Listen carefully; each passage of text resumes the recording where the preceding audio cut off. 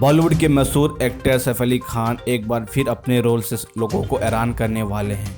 इस बार भी सैफ अली खान हीरो नहीं बल्कि विलेन के रोल से फैंस को चौंकाने वाले हैं। दरअसल ओम राउत की आदि पुरुष फिल्म में सैफ अली खान 7000 साल पुराने राक्षस यानी रावण का रोल अदा करेंगे। इस बात की जानकारी खुद फिल्म आदि पुरुष के डायरेक्टर ओम राउत ने दी है। सैफ अली खान के इस रोल को लेकर फैंस में भी काफ़ी एक्साइटमेंट है। इसके साथ ही हर कोई सैफ अली खान को रावण के किरदार में देखने के लिए काफ़ी उत्सुक नज़र आ रहे हैं। बता दें कि आदि पुरुष के जरिए ये पहली बार होगा जब प्रभास और सैफ अली खान एक साथ पर्दे पर नजर आएंगे।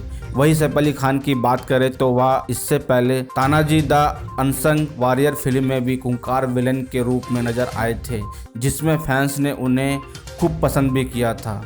सैफ अली खान के रोल को लेकर निर्माता भूषण कुमार ने भी अपना राय पेश की है। उन्होंने कहा, सैफ ने तानाजी में उदयवान के रूप में अपने जोरदार किरदार के साथ हम सभी पर गहरा प्रभाव छोड़ा है। आदि पुरुष में वह अपने किरदार को उच्च स्तर पर ले जाते हुए नजर आएंगे। प्रभास के साथ अच्छाई और बुराई की लड़ाई के लिए बीच में वह सही विकल्प हैं। प्रभास और सैफ अली खान की ये अपकमिंग फिल्म तमिल, तेलुगु, हिंदी, मलयालम, कन्नड़ जैसी कई भाषाओं में रिलीज होगी।